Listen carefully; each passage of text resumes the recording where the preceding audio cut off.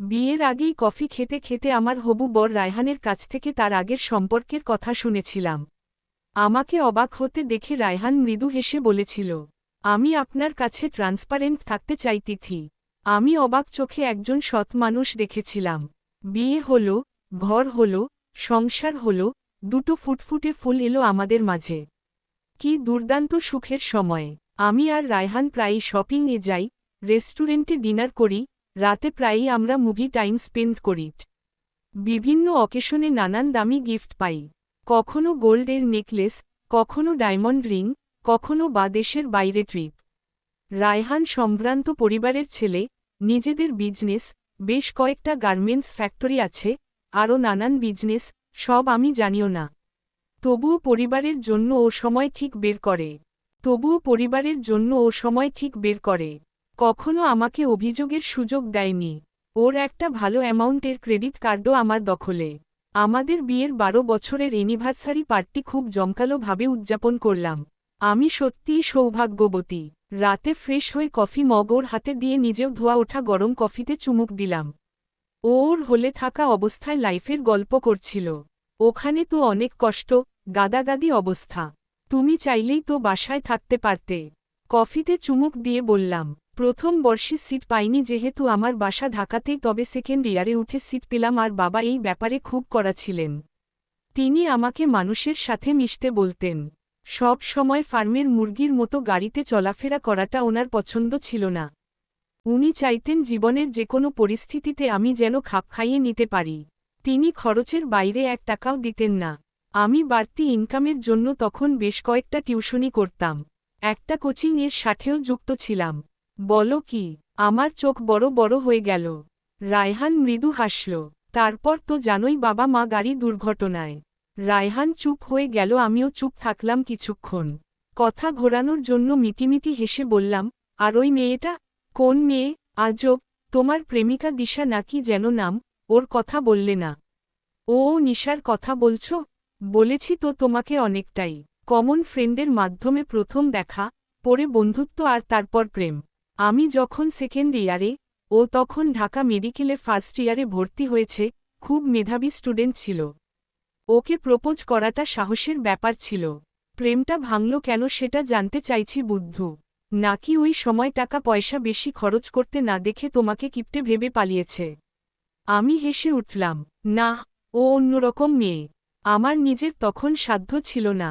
Gift বলতে বেশি ফুলের মালা, বর্ষায় কদম, নর্মাল সিনেমা হলে টিকিট কেটে সিনেমা দেখা, টং দোকানের চা, ফুচকা। ঘুরতে যাওয়া মানে সবুজ ঘাসে বসে বাদাম খেতে খেতে সূর্যাস্ত দেখা আর ঘণ্টাখানেক রিকশা এলোপাথারি উদ্দেশ্যহীন যাত্রা। বুঝেছি, আর বলতে হবে না। তাই মেয়ে ছ্যাঁকা দিয়ে ভেগেছে। আমি হাসতে লাগলাম। না, ও ক্যারিয়ারে বেশি ফোকাস করতে চেয়েছিল আর আমি চেয়েছিলাম এমন একটা মেয়ে যে সংসারে বেশি সময় দেবে। এটাও ভেবেছিলাম কিছু না করলেও তো চলে যেহেতু আমার অঢেল সম্পদ।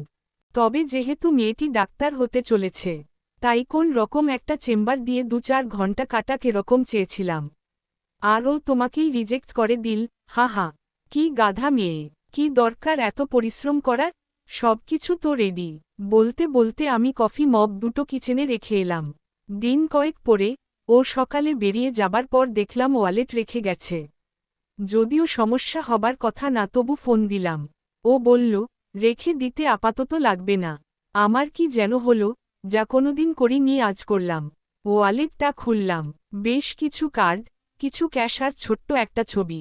একটা মেয়ে, লাল সালোয়ার কামিজে সবুজ ঘাসের উপর দাঁড়িয়ে হাসছে। কি স্নিগ্ধ, মায়াবী চেহারা। ছবিটা পুরনো, দেখেই বোঝা যাচ্ছে। এটাই কি সেই নিশা? এই ছবি রায়হানের কাছে এখনও। যে মেয়ে ওকে রিজেক্ট করে চলে গেছে তার ছবি, পুরনো প্রেমিকার ছবি। রায়হান ফিরতেই কিছুই বলার সুযোগ না দিয়ে ছবির কথা জানতে চাইলাম। জানি না কি অজুহাত দেবে সে। আমাকে অবাক করে বলল, হ্যাঁ, ওটা নিশার ছবি। জীবনের প্রথম ভালোবাসার ছবি। তাহলে আমি কে? কি বলছি নিজেই জানি না। তুমি আমার অর্ধাঙ্গিনী, তুমি ছাড়া জীবন অসম্পূর্ণ। দুটো গুলিও না তিথি। আমি কখনো মিথ্যে বলি না। ও আমাকে ছেড়ে গিয়েছিল। ও নিজের পায়ে মেরুদণ্ড সোজা করে দাঁড়াতে চেয়েছিল। আর আমিও আটকাইনি।